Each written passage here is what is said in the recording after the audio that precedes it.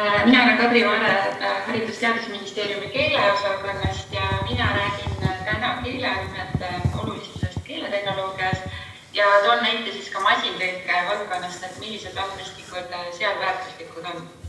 Minu slaidid on ka muidu kuskil. Et kuna see keeletehnoloogia märksõna on täna siin juba mitmeid kordi ka läbi käinud, et siis ma võib-olla paari sõnaga tutvustangi, et mis see keeletehnoloogia on. Et kõige laiemalt võib keeletehnoloogiat mõista kui sellist abilist, mille kaudu inimesed saavad võimalikult loomulikus emakeeles suhelda arvutitega, telefonide, nutiseadmete ja tulevikus miks mitte ka isesõitvate või isejuhtivate autodega. Et tegelikult hakkabki keeletehnoloogia vaikselt meie igapäevaellu sisse tulema ja selliselt märkamatult taustal toimetama. Aga Eesti riigi ja Eesti inimeste jaoks loomulikult on kõige olulisem see, et me saaksime suhelda kõikide nende seadmetega just eesti keeles. Paljude maailma praeguse aja edukamate tehnoloogiaettevõtete, Google, Apple, Twitter, Microsoft, ka nende tegevuses rakendatakse suuremal või vähemal määral keeletehnoloogiat.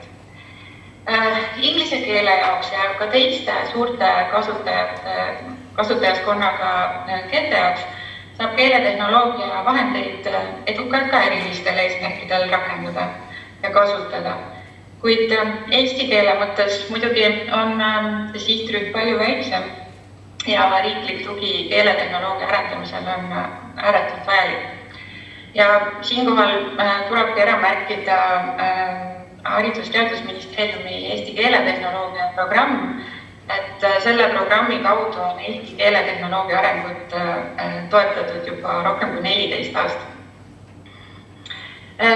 Keeletehnoloogia mõiste taga peitub tegelikult palju enamat kui lihtsalt keel ja keeleteadus. Seal on teadmisi nii arvutiteadusest kui kognitiivsest psühholoogiast kui nii tehisintellekti ja signaalitöötluseni täitsa välja. Aga ühendab kõiki neid keeletehnoloogia vahendeid just see, et nende edukaks toimimiseks, et see keeletehnoloogia üldse toimiks, on vaja väga suuremahulisi andmeid ja nii teksti kui ka kõneandmeid. Ja eesti keele jaoks on selliseid andmeid loomulikult võrreldes näiteks inglise keelega palju vähem ja sellepärast on hästi oluline, et kõik sellised andmed ja avaandmed saaksid keeletehnoloogia arendamise jaoks kokku kogutud. Sest et arvuti erinevalt inimesest vajab keele õppimiseks ja treenimiseks ja mustrite leidmiseks palju rohkem keeleandmestikku kui inimene. Ja ilmselt kõige tuntumad keeletehnoloogia valdkonnad ongi masintõlge, siis kõnetehnoloogiad, kuidas muuta kõne tekstiks ja siis ka vastupidi, kuidas tekst kõneks muutub. Ja siis näiteks tekstianalüüsi vahendid. Üks selline tekstianalüüsi vahend on näiteks grammatika kontrollija. Kui me nüüd mõtleme kõnetuvastuse peale, siis selle jaoks on ka vaja väga suurt kõneandmestikku, mille peal seda kõnetuvastust treenida. Ja mida suurem see on, see kõnekorpus, seda parem on ka loomulikult kõnetuvastuse kvaliteet. Ja kui me näiteks leiame ja jagame piisaval hulgal kõiki meie koosolekute salvestisi, siis miks mitte saame me kunagi varsti sellise süsteemi, mis meie suuliselt peetud koosolekutest teeb tegelikult sellised kirjalikud protokollid. Ja kui ennem oli siin juttu sellest kõnemasintõlkest, mis võiks meid aidata just selliste konverentside puhul, et tõlgib näiteks reaalajas inglisekeelset kõnetud jutu eesti keelde, siis jah, selline süsteem on tegelikult ka olemas, aga ka see vajab oma arenemiseks ja veel palju rohkem andmeid ja just sellistest erinevatest keskkondadest andmeid, et ka mürase taustaga, nagu siin oli vahepeal kajava taustaga andmeid.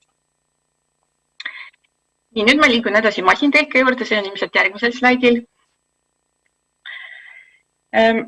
Paar aastat tagasi viis Euroopa Komisjon läbi ühe uuringu, millest selgus, et 90% eurooplastest eelistab veebisaite vaadata just omas emakeeles ja et 42% inimestest ei ole üldse nõus ostma kaupu võõrkeelset veebilehtedelt. Et masintõlkeprogrammi eesmärk selles mõttes ongi väga lihtne, et on vaja tõlkida automaatselt erinevate keelte vahel, ühest keelest sisse ja teisest välja. On selgeks kindlaks tehtud ka see, et masintõlke abil on võimalik tõlkida umbes 30% kiiremini. Kokkuhoid tõlkekuludelt seeläbi on muidugi märgatav. Ja masintõlkes on ka tänapäeval kasutusele võetud moodsad närvivõrgud ja masinõppe, mis muudab selle tõlke iseenesest palju ladusamaks ja selle masintõlke kvaliteet on viimaste aastate jooksul tänu sellele tohutult tõusnud. Aga jällegi, selle jaoks, et see masintõlge saaks edukalt tõlkida, on talle vaja tohutult treeningmaterjali. Muidugi ei ole praegu mõeldavgi, et me hakkaksime tõlkima luulet või ilukirjandust, et selle jaoks ei ole tõlkemootorid kaugeltki mitte veel valmis. Aga masintõlkega on üldse mõtet tõlkida igasuguseid tarbetekste ja eriti valdkondlikke tekste, näiteks teatud tüüpi kasutusjuhendeid, seal kus sõnavara on hästi kindlapiiriline ja tõlked hästi tihti kattuvad. Et masintõlke arendajad ütlevad ise ka, et mida kindlama valdkonna tekst ja mida rohkem seda valdkonna teksti treenimiseks on, seda parem on ka tõlke kvaliteet. Eestis tegelevad masintõlkega peamiselt Tartu Ülikool ja Baltimaade suurim keeletehnoloogia ettevõte Tilde ja nad on viimaste aastate jooksul läbi viinud ka mitmeid projekte juba avaliku sektoriga, näiteks ametlike teadaannete tõlkimisel, riigiteataja tõlkimisel ja koostööprojekte on tehtud ka erinevate tõlkebüroodega just mingite kindlate valdkondade tõlkimisel. Ja muide, see Tartu Ülikooli masintõlke mootor koos kõikide mudelitega on riigi koodivaramus kenasti olemas ja see on tasuta ja kasutamiseks absoluutselt kõigile. Nüüd me võime minna vist järgmise slaidi juurde. Et ma ütlesin enne, juba olen rõhutanud siin korduvalt, et nii keeletehnoloogia kui masintõlke jaoks on vaja, selle treenimise jaoks on vaja suures koguses andmeid. Et näiteks kui treenida eesti-inglise masintõlkesüsteemi, et saavutada mingigi tulemus, on vaja vähemalt 400 miljonit sõna nii eesti kui inglise keeles.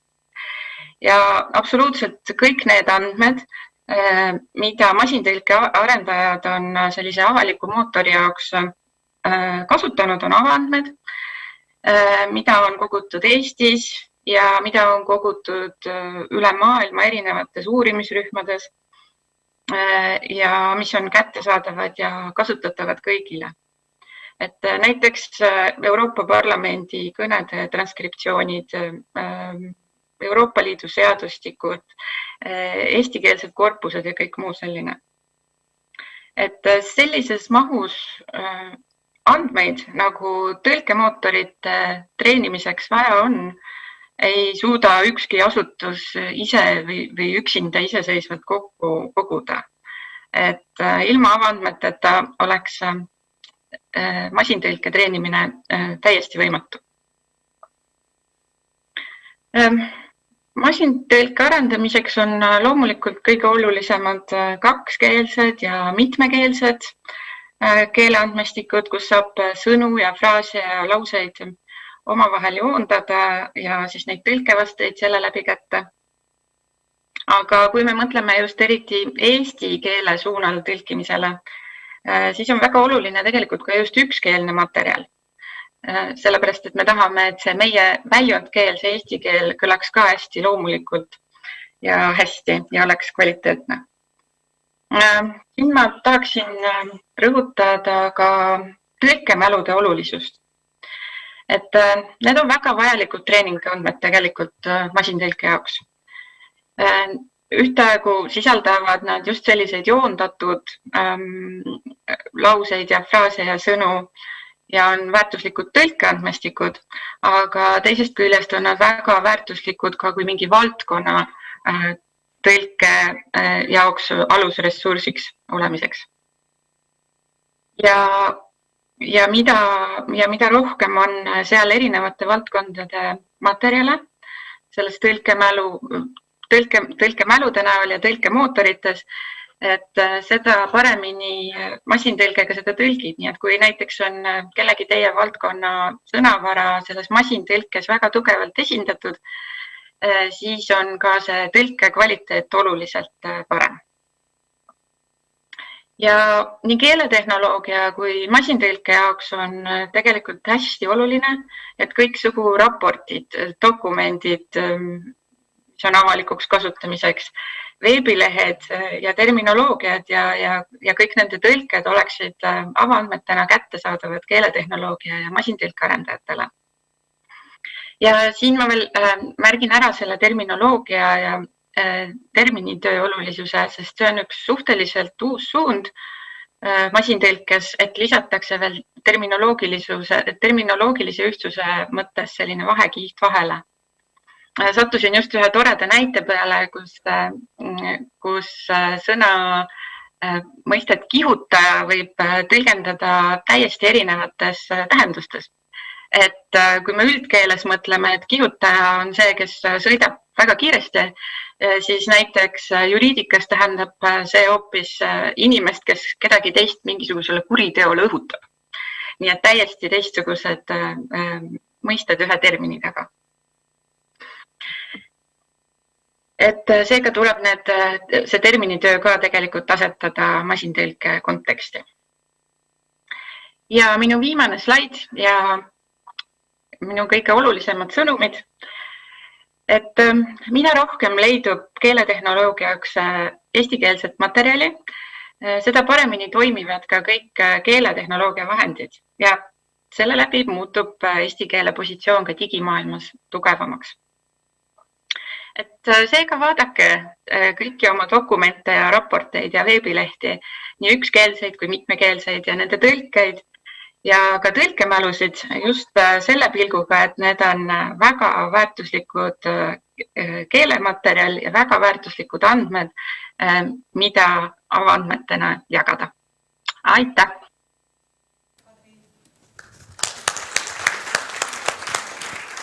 Suurepärane, et Tartuga ühendus toimib. Järgmine esineja on siit Tallinnast võtta. Ole hea, Rain. Ja LHV Panga poolt antaks siis ülevaade rohepöördest, nagu ma aru saan, ja andmetest, mis on selleks vaja teha. Minu mikrofon töötab. Ma ei tea, kas on okei, et kui ma seisan siin või äkki ma olen enda slaididel ees, palun siis ka, et pange ka minul siis stopper käima. Et mina siis räägin täna rohelisest kapitalist ja katsun siis vastata sellele üleskutsele, mille siis Marek hommikul püstitas. Ehk siis ma tutvustan ühte ideed või mõtet, mis meil tekkis. Meil on võimalus teha midagi unikaalset, mida maailmas ei ole seni tehtud. Vähemalt meie seda ei leidnud.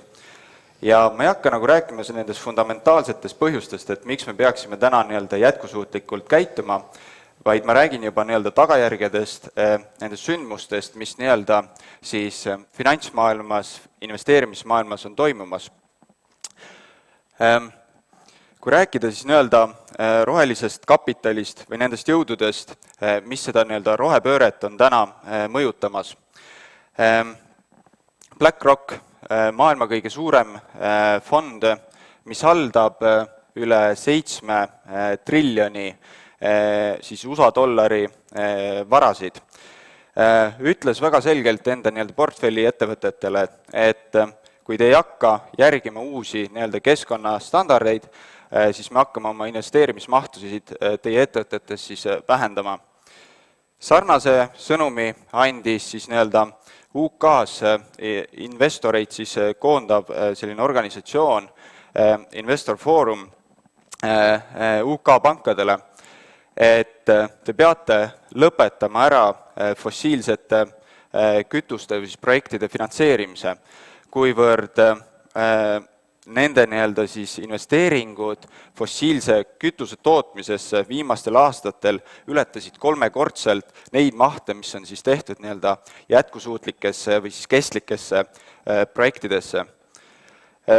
Finantsvaldkonna inimesena ma ei saa kuidagi ümber nendest numbritest, et selle Investor Forumi nii-öelda kogukonna varade maht, mida nad haldavad, on 18,5 triljonit naela. Me oleme andnud poliitilisel tasandil siis lubaduse, et 2050. aastaks me saavutame kliimaneutraalsuse ja ka samuti seal see nii-öelda raha hulk nii-öelda selle eesmärgi täitmiseks on 1 triljon eurot läbi siis erinevate käenduste, toetuste, laenude. Kui vaadata, mis toimub siis nii-öelda regulatiivsel tasemel, Euroopa Keskpank ja siis EBA ehk siis European Banking Authority on andnud välja pankadele konkreetsed suunised, mida pangad peavad hakkama järgima. Pangad peavad hakkama arvestama nii-öelda laenuotsuste tegemisel keskkonnamõjudega. Kuhu see lõppkokkuvõttes viib, on selleni, et pankade kapitalinõuded seotakse ära nii-öelda siis nende keskkonnamõõdikutega ja selle keskkonnamõjuga.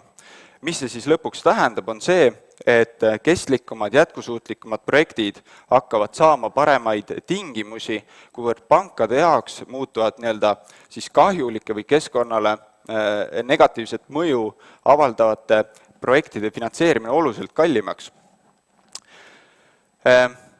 Kui tulla võib-olla natukene lähemale Eestile, siis meie nii-öelda siis regioonis ühed suurimad investorid on siis pensionifondid ja paratamatult kõik need muutused ja need ootused ka klientide poolelt on viinud selleni, et ka investeerimisfondide nii-öelda investeerimispoliitikad on muutumas.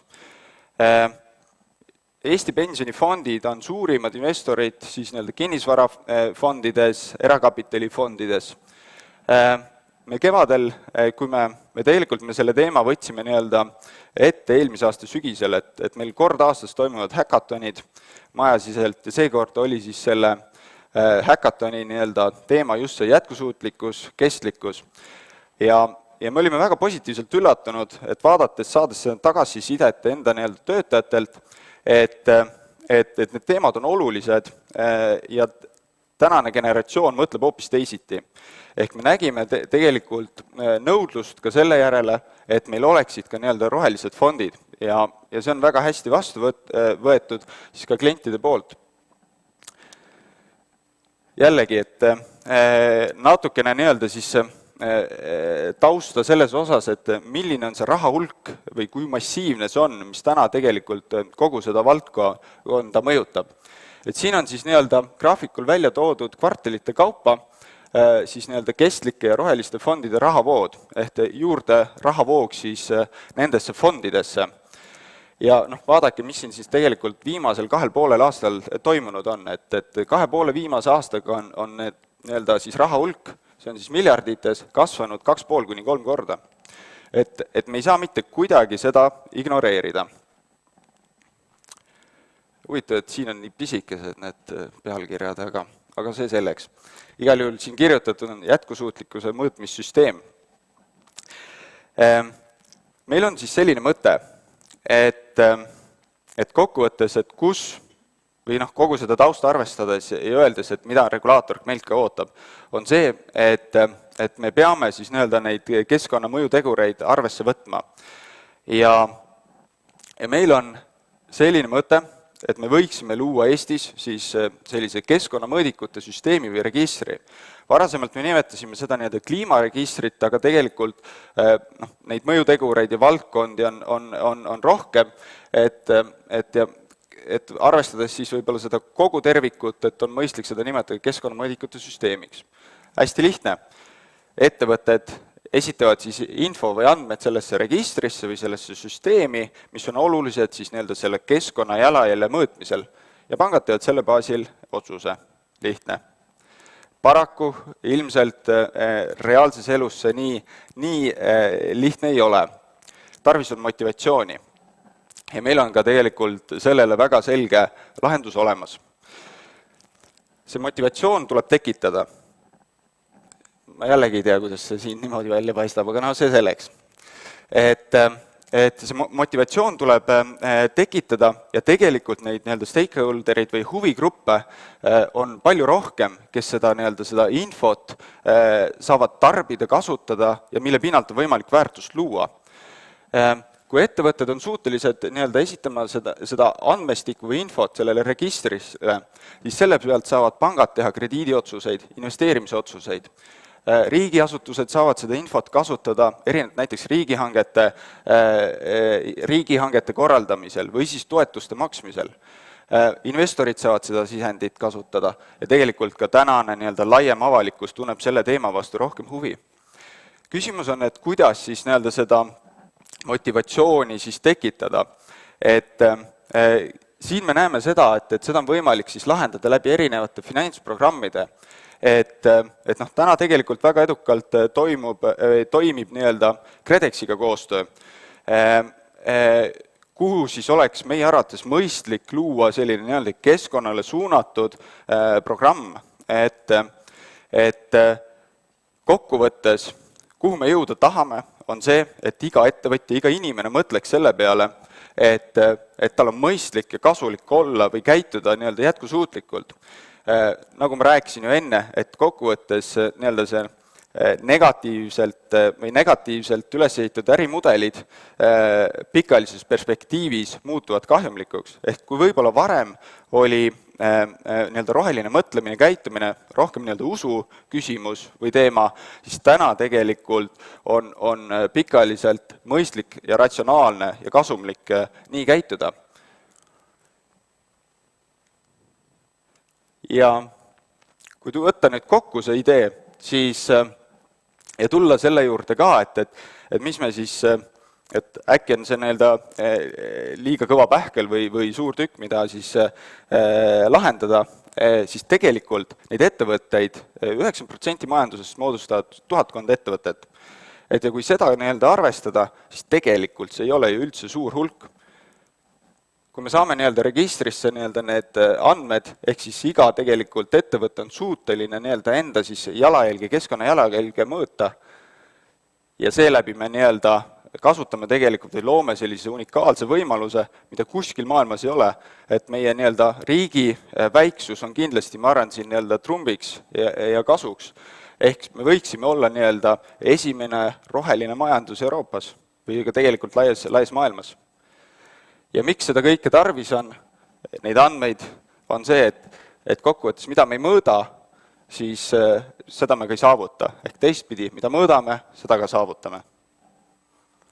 Mul jäi küll nüüd minut üle. Mõt.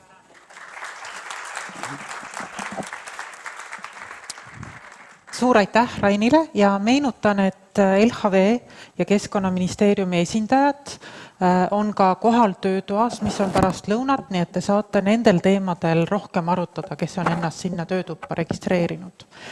Aga nüüd on meie järgmine teema Tark linn, selles olevad teenused ja Ralf Martin Soe, kes kohe tuleb ettekannet tegema, läheb ka üle piiri. Ehk siis räägib ka Helsingi ja Tallinna vahelistest andmete liikumisest. Ole hea. Aitäh. Mul väga meeldis see, et mul on võimalus üle piiri minna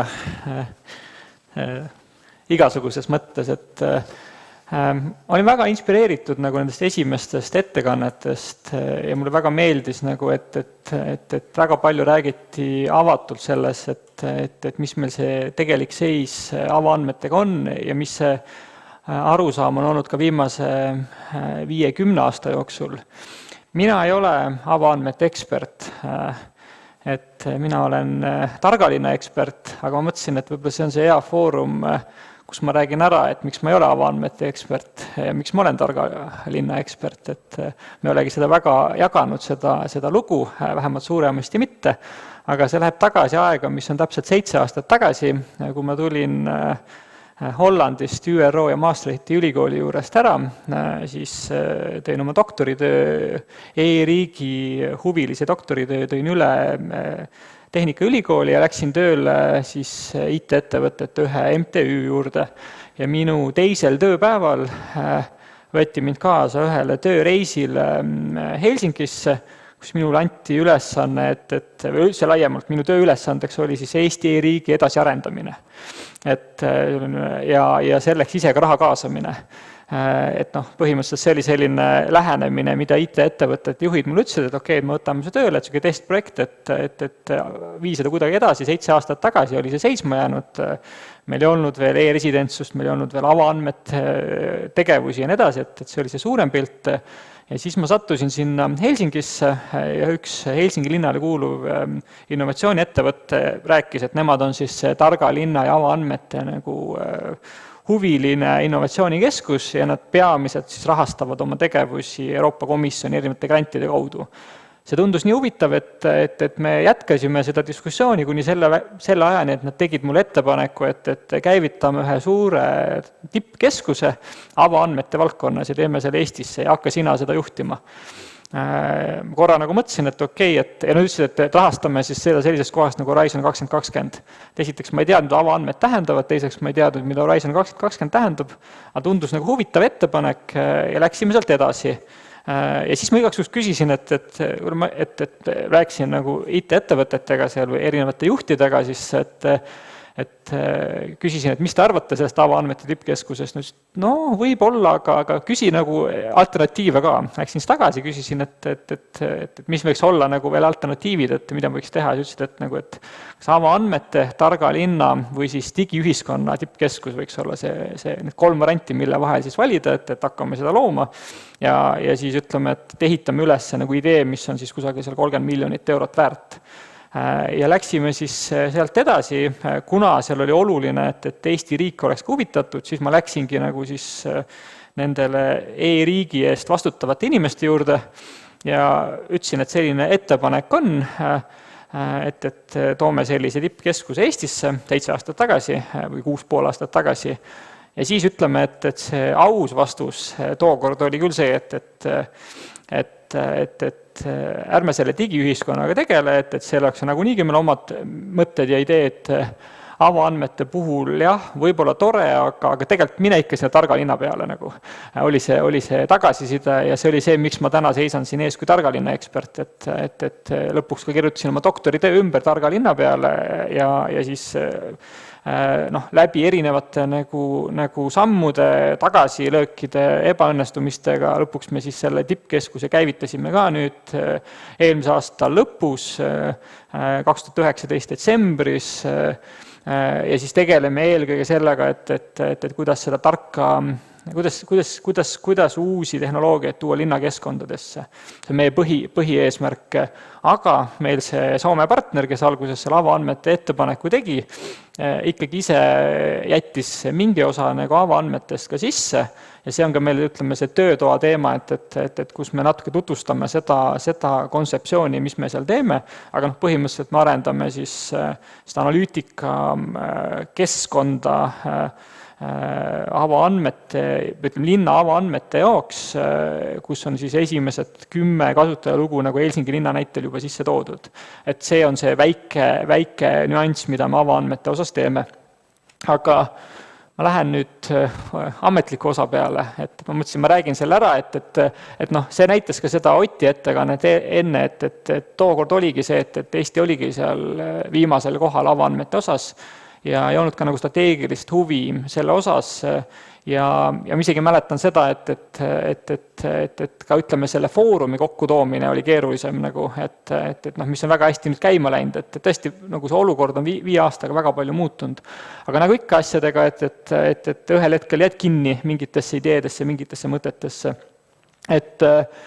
Me oleme siis jah, sama vana initsiatiiv või mitte isegi initsiatiiv, aga sama vana nagu fenomen kui koroonaviirus, mis hakkas seal 2019 hakkas levima oma avapauguga, et samal ajal me käivitasime oma tippkeskuse ka. Nii et me oleme siis loodetavasti maailm on siis saanud ühe suure väljakutse ja ühe positiivsema nüansi ka selle osas. Ja meie eesmärk on siis tõesti muuta linnakeskkonnad paremaks uute tehnoloogiate katsetamise teel. Ja see on ka see, et hästi palju on räägitud sellest, et Eesti linnad võiksid olla, Eesti riik laiemalt võiks olla testkeskkonnaks nagu uutele tehnoloogiatele. See soov, unelm on olnud hästi suur, aga teisest küljest kui vaadata tegelike arendusprojektide mahtu ja seda kaudu vaadata, et ega me väga palju ei eristu. Ja meie mõte oligi see, et teeme seda suurelt ja käivitame siis tõesti selle nii-öelda Eesti linnade avatud teadusarendustegevuse nii suurelt kui võimalik.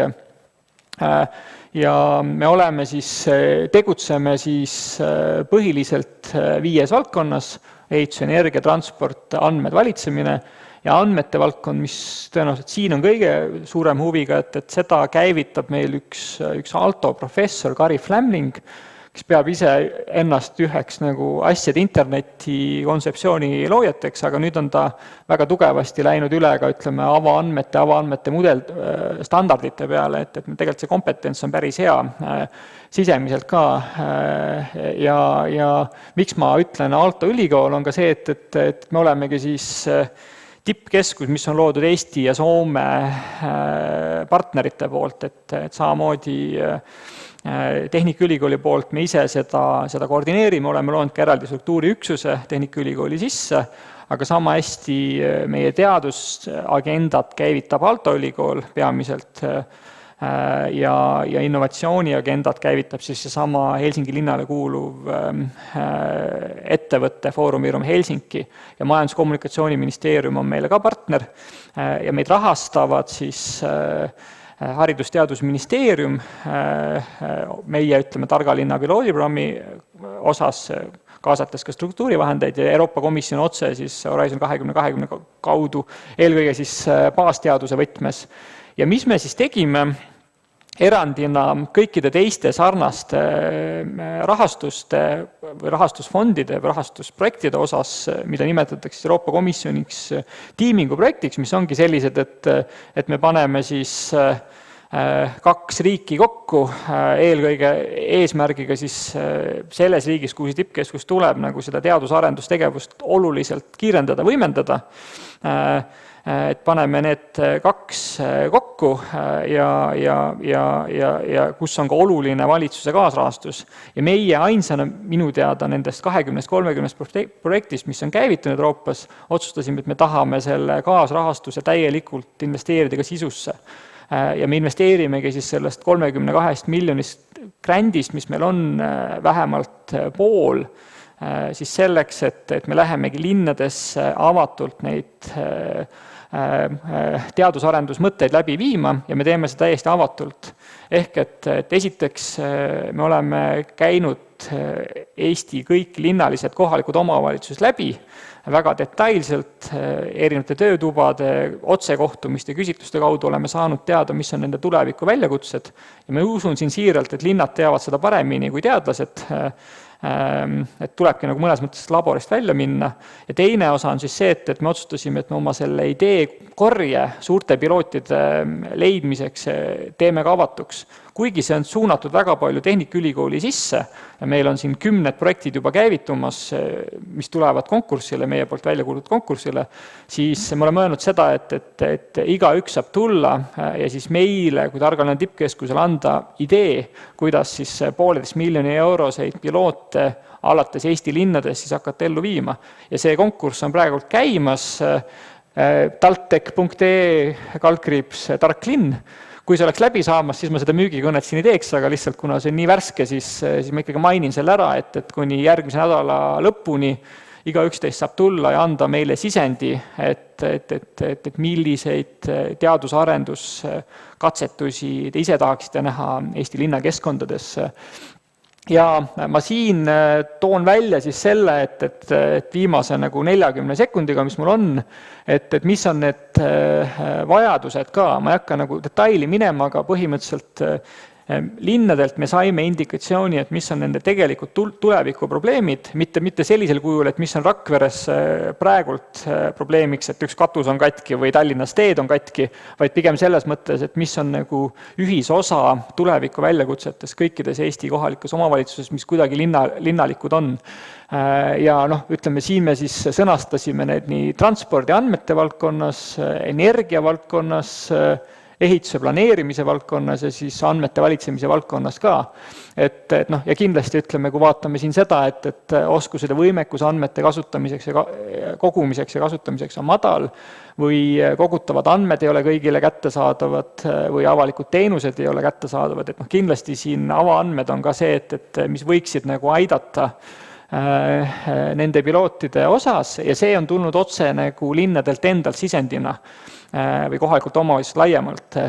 Ja viimase asjana, kuna Sille ütles, et ma võin 30 sekundit veel rääkida, siis ma ütlen ka selle ära, et rohkem üle rääkida, et see esimene nagu punkt siin, alguses oli see sõnastatud nagu linnade ja kohaliku omavalitsuste poolt, 29 kohaliku omavalitsuse kaasasime sellesse sõnastamisse ja leidsime ühisosa. Esimene sõnastus enda poolt oli see, et üks grupp ütles, meil on liiga palju andmeid, teine grupp ütles, meil on liiga vähe andmeid. Et see tuligi nagu sisendina nagu kohalikult omavalitsused. Siis me nagu põrgatasime tagasi, et kas see on siis nagu probleem, et meil on andmeid liiga palju või liiga vähe. Et kas see iseenesest on siis probleem või mis on see probleem. Ja siis lõpuks nagu ütleme, seda me küll läksime ümber sõnastama, et lihtsalt, et räägime siis sellest, et meil need oskused ja võimekused andmete kogumiseks on madalad, aga mitte see, et meil on andmeid ise nagu oleks vaja kas rohkem või vähem. Aga siis need, kes tulevad meie pärast töötuppa ka, seal me räägime siis sellest avaandmete platvormist ka, mida me arendame ja ruumiandmete näitel siis, et aitäh ka minu poolt. Aitäh Ralf Martinile ja tõesti siin need 3 punkti on täiesti vabalt tõlgendatavad ka eesmärkidena, mille poole pürgida ja mille mõju siis hiljem mõõta. Mina näen neid hoopis niisugusena, et kas me siis teeme mingi nihke nende suunas või jääme poolele teele, et vaatame, kuhu te jõuate. Praeguse sessiooni viimase esinejana on valmis ennast pannud Kristjan Kolda, kes siis on TEHIKust, mis on Tervise ja Heaolu Infosüsteemide Keskus ja räägib meile sellisel teemal, et kui meid tabab pandeemia, siis mis puutuvad siia andmed? Aitäh sissejuhatuse eest. Räägime natukene koroonast, statistikast, kuidas kõik need asjad kokku tulid ja mis siin huvitavat ja põnevat on toimunud. Ma ei tea, kes on täna hommikusi uudiseid vaadanud, aga tihtipeale vaatab meile näiteks Delfist vastu umbes selline uudis, et ööpäevaga lisandus 82 positiivset testi. Ei lisandunud. See number on vale. Või sõltub kontekstist. See, kuidas me andmeid mõistame, on erinev ja oluline on olla täpne. 82 testi oli küll, aga need olid esmased testid. See, mis on esmane ja mis on korduv või mis testid on kokku, sellest me räägime eraldi. Spoilin ette ära, tegelikult test oli kokku 90. Eile 125, tegelikult test oli kokku 130. Need on kõik avaandmed. Kuidas need leida, sellest kohe räägime. Kriisi alguses segadust oli palju. Need on mõned üksikud ajaleheartiklid. Ma proovisin tollel ajal ise ka jälgida, aga tööd oli meil palju. Ja üllatuseks avastasin, et neid oli ikka väga palju kirjutatud. Jama oli palju majas. Palju on tegelikult positiivseid. Keda on testitud, kus on testitud, kust numbrid tulevad. Üks päev on üks seis, teine päev on teine seis. Eelmine päev pluss tänane päev ei võrdu nagu kogu testide arv. Mis toimub? Väga oluline oli kasvatada usaldust. Ja mulle meeldis see, kuidas Kiigan ütles, et riik saaks palju rohkem abi, kui lõpetaks varjamise ja avaks andmed. Ütlen küll märkusena ära, et artiklite pealkirjad teinekord on just tehtud natukene põnevamaks, kui olukord võib-olla tegelikult on, aga ikkagi. Ja seda me tegime. Andmed me avasime. Ja kuidas me sinna jõudsime? Alustuseks tulid testid meile laboritest, vastavalt labori asukohaga, kus oli siis nii-öelda see proov võetud. Ja need andmed võeti Excelites kokku. Aga sellises olukorras võib tekkida situatsioon, kus näiteks Kristjan läheb testima, testib ühes laboris, testib teises laboris, testib ühel päeval mitu korda, järgmine päev uuesti, aga kui ma saan 3 positiivset testi vastust, siis ma olen ikkagi üks positiivne inimene, mitte 3, eks ju. Selleks, et olukorda selgust tuua, võtsime kasutusele andmelao. Andmeladu meil tehikus tegelikult oli juba olemas ja testid meile tulid. Aga nüüd oli vaja need asjad kokku panna, sellepärast et kõik laborid on terviseteenuse osutajad, edastavad oma andmeid tervise infosüsteemi. See on dokumentide kujul, dokumentidest endist on natukene raske infot välja lugeda, andmelaos on need andmed mõistetaval kujul olemas. See andis meile ka võimaluse tuua testi juurde isiku tegelik elukoht. See, et ma käisin Viljandis testimas, ei tähenda seda, et ma Viljandis haige olin. Võib-olla ma üldse elan Võrus. Või kusagil kaugemal, eks ju. Seeläbi me saime andmelao kaudu patsiendi rahvastikuregistri järgse elukoha. Loomulikult teemaks on veel see, et kus inimene siis tegelikult paikneb, aga see on kõige lihtsam number, mille juurde või indikatsioon, mille juurde jääda. Täpselt samuti panime kokku selle, et mis siis on tegelikult esmane test. Et kui me seda tänast numbrit vaatasime, siis 82 on esmast testi, ehk siis tegelikult see on isikute arv, kes on positiivsed. Aga inimene võis saada mitu testi, et see andis meile võimaluse kokku viia olenemata sellest, millal on inimest testitud, kus kohas on testitud, see, et mis oli temal esimene positiivne testi tulemus. Ja üks väga oluline aspekt, kuna usaldamatus oli kõrge, numbrid muutusid, oli vaja tuua selgust kõigile. Sest siin on üks nüanss, et nimelt juhul, kui ma käin testimas ja pärast selgub labori kontrolli või siis nii-öelda kvaliteedi toimingute käigus, et minu positiivne vastus tegelikult osutus valepositiivseks, siis laboritel on kohustus need testi tulemused annuleerida, saata uus vastus tervise infosüsteemi. Aga see tähendab, et kui me eile kommunikeerisime välja, et meil oli 125 positiivset esmast proovi ja liidame need tänased 82 otsa, kiire matemaatika, ma võin kohe ette ära öelda, eile ei olnud 125 esmast, tänase seisuga oli eile 124 esmast. Sellepärast, et üks eilsetest on tühistatud. Ja selliseid väikeseid kõrvalekaldeid esineb ja see on täiesti loomulik ja niimoodi peabki olema. Et me iga ajahetke seisuga saame välja anda selle ajahetke parima teadmise info. Aga selleks, et meie andmete tarbijad saaksid aru, mis toimub, kas kusagilt on midagi ära kadunud, kas kuhugile midagi juurde tulnud, avaldasime avaandmed, kus testid olid välja toodud tuvastataval kujul. Ehk siis igal testil on küljes ID-tunnus. See on täiesti anonüümiseeritud räsi. Aga see räsi tunnus püsib seni kaua, kuni see test on olemas. Ja see on võrreldav info.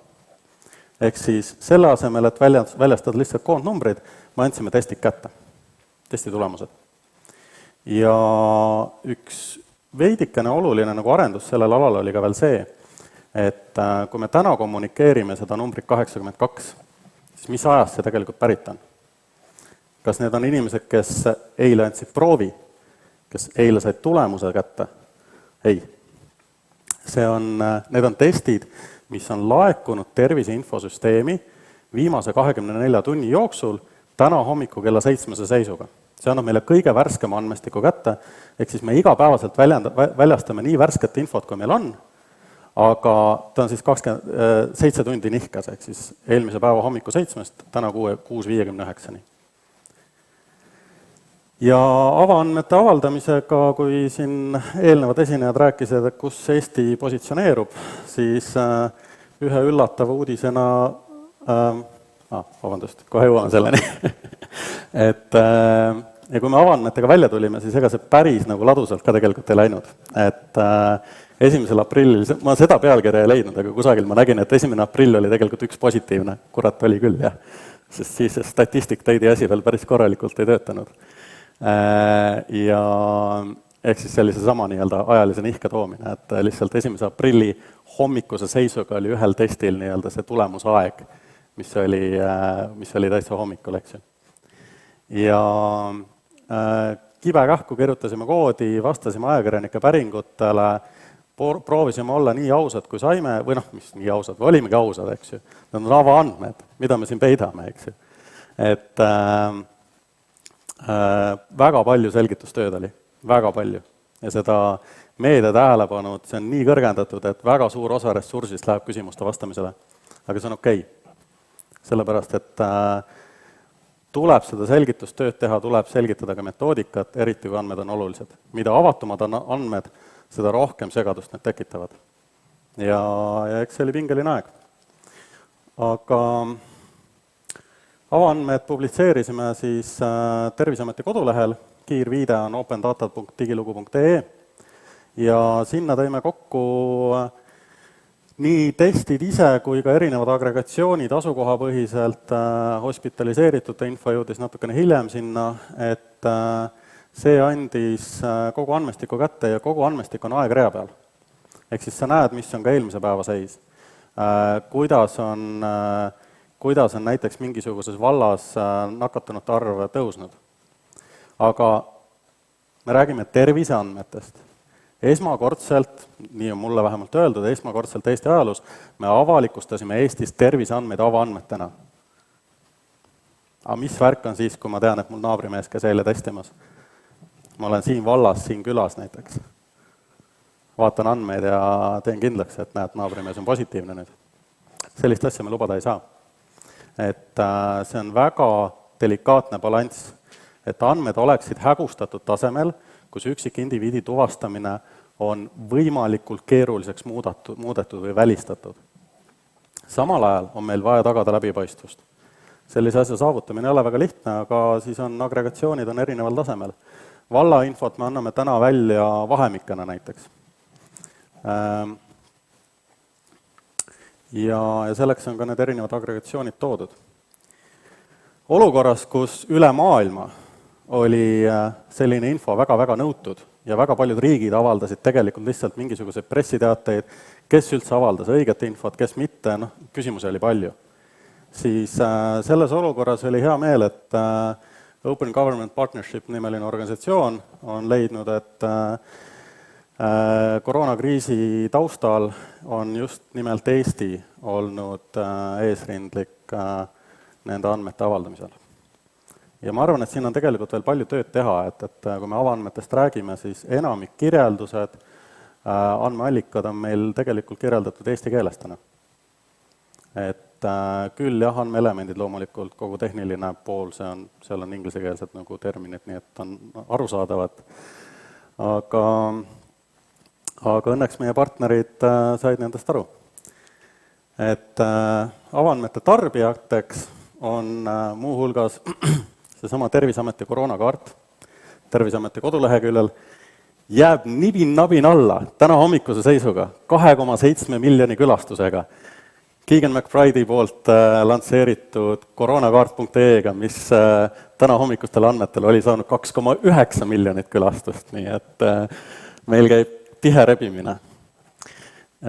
Aga neid andmestikke on kasutanud loomulikult meediaväljaanded, kes otse meilt, kes läbi sellesama kommuuni või siis Keegani poolt loodud koroonakaart.ee kaudu, Postimees, Saartähel, Delfi, Tartu Ülikooli koroona dashboard, aga täpselt samuti on neid andmeid kasutanud erinevad andmeteadlased. Vabariigi valitsust nõustav teadusnõukoda ja isegi Vabariigi valitsuse kriisikomisjon saab oma andmed sealt samast avaandmetest. Kõik põhineb täpselt samal andmeallikal. Üks pisikene nüanss on, nad saavad sutsukene varem kui teie. see on väga lihtne põhjus, lihtsalt Terviseametil peab olema aega, et pressiteade valmis kirjutada. Et seetõttu need andmed võetakse hommikul kella 7 seisuga, nii et seal on natukene aega läheb, kuni nad kõik on kokku pandud ja edastatud. Aga niimoodi nad meil liiguvad. Ja koroonakaart, hea näitena välja toodud, visualiseerib andmeid natukene teistmoodi. Igaüks saab teha seda nii, nagu nad ise soovivad. Andmed on meil väljastatud arendajatele sobilikus JSON-i formaadis, mis on tarbitav arendusprotsessides siin samas koroonakaardi näiteks kõhus.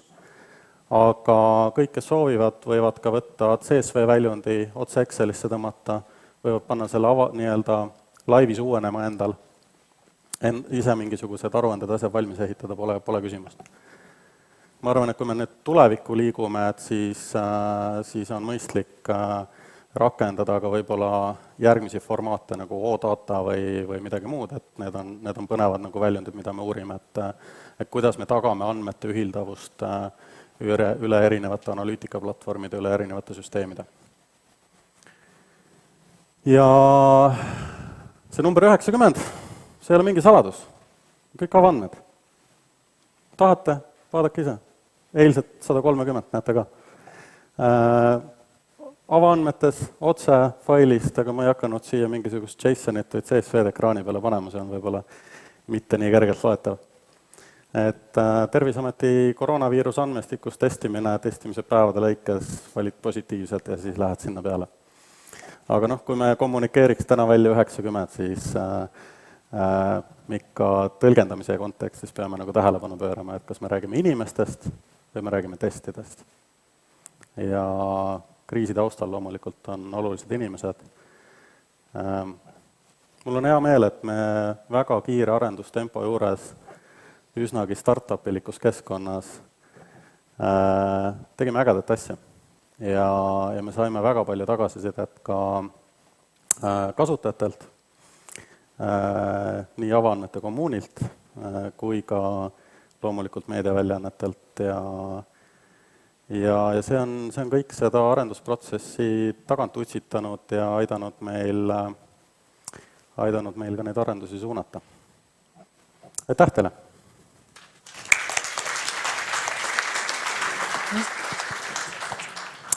Ma ei tea, kas meil on nüüd küsimused või... Jaa, meil on nüüd küsimuste voor, et ole hea, sa võid ka siia istuda, et teised ettekandjad on ka siin kuskil olemas. Väga hea meel siin näha, et koroonakaart.ee jooksis läbi. See on open source, mis tähendab, et selle tegi kogukond, haldas kogukond, juurde tulid vabatahtlikud ja samasuguse auruga läheb ta nüüd edasi. Nii et kui te teete oma arvutis refresh selle saidi peal, siis on seal ka tänased andmed, uuendused juba sisse tehtud, 11.15 ma vaatasin, et enam-vähem püsime graafikus, kui teie 10.35 need asjad avalikuks teete. Aga Sille, äkki me teeme niimoodi, et sinul on see Mentimeetri küsimuste voor olemas. Ole ja tule sa siia ette, esita küsimusi ja siis otsime, kes sellele vastab. Kas Kadri saab ka siia ekraanile äkki? On Kadri meiega veel? Ja tere! Sinule tuli küsimus kohe alguses, et kuidas saavad avaliku sektori asutused panustada andmetega just keeletehnoloogiate arendamisse?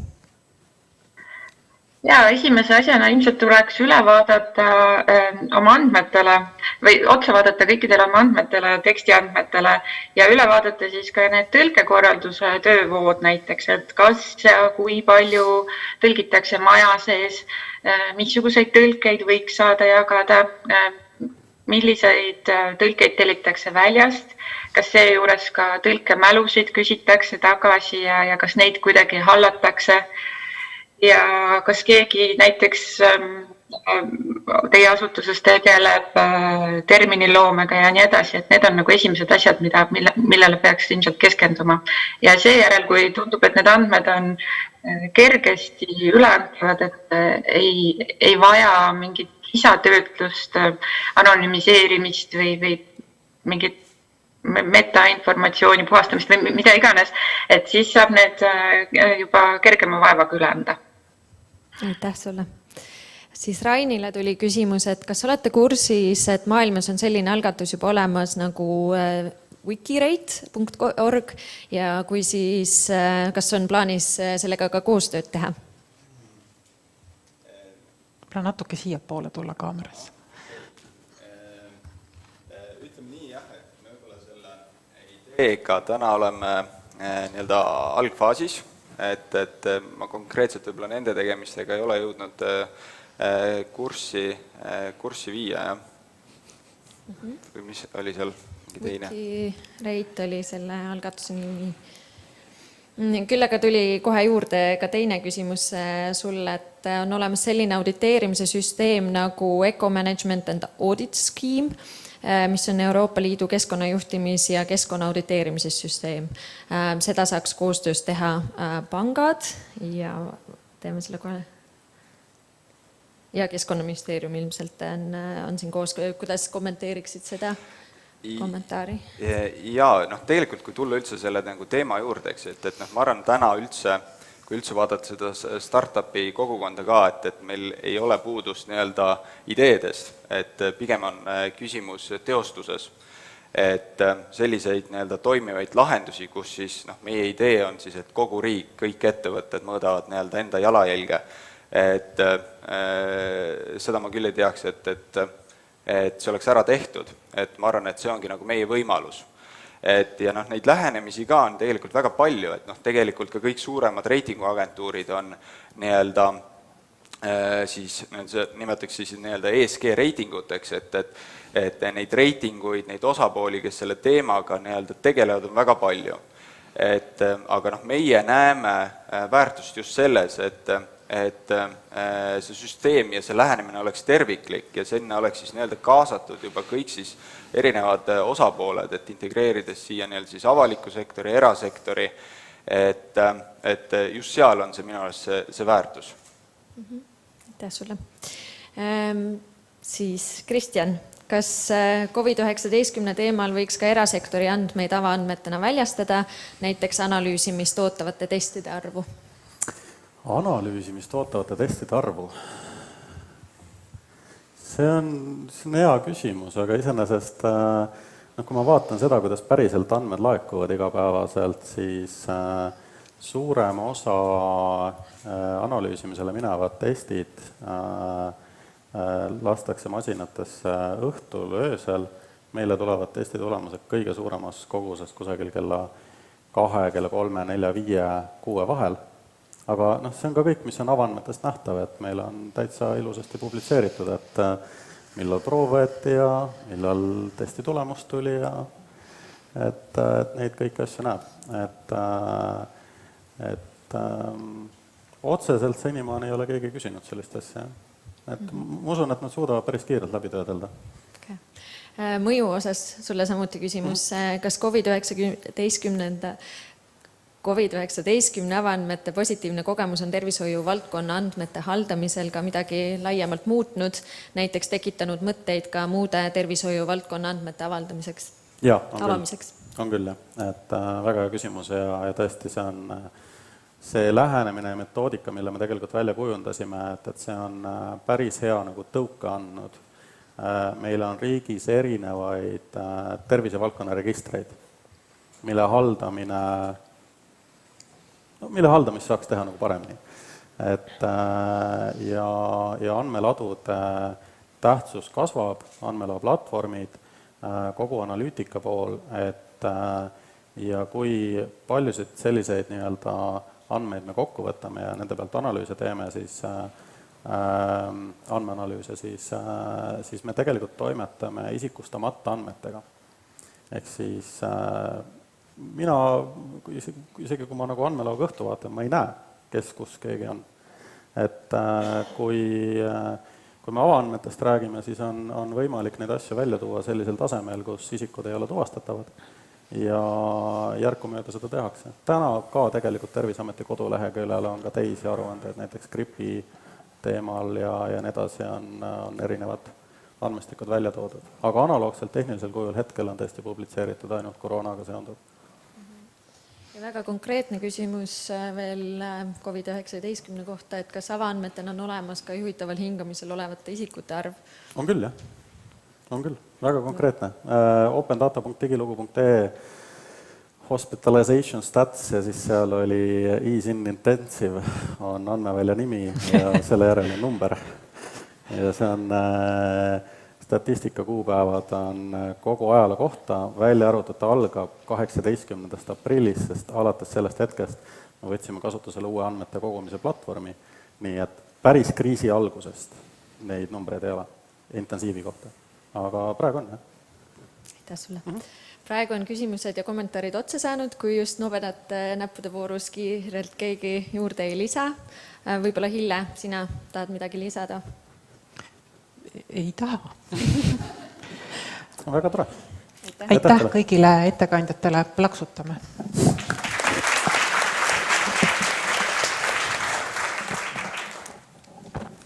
Enne veel, kui me läheme lõunale ja ma luban, et see toimub väga ruttu, ma palun Mentimeetrit, sellepärast, et me tahaks tagasiside päeva esimese poole kohta ja tagasiside ka teilt, kes te olete Zoomis, sellepärast, et videoülekanne siinkohal lõpeb ja pärast lõunat toimuvad töötoad on ainult füüsilisel kujul, sisaldavad palju arutelu, diskussiooni, loodetavasti läheb debatt ägedaks kõigis 5 töötoas, kuhu te olete ennast kirja pannud. Aga proovime siis Mentimeetris, teeme veel kord selle emotsioonide tulva, et kuidas te suhtute sellesse, mis te seni olete kogenud, näinud, kuulnud, kaasa elanud. Ja see on tõesti olnud tihe. Mul on väga hea meel, et me oleme püsinud ajas ja ma olen aeg-ajalt turtsatustest ja sellistest reaktsioonidest kuulnud, et läheb korda küll. Ja seda on ka siit näha. Suht okei oli selline väga eestlaslik hinnang, ma panin tähele.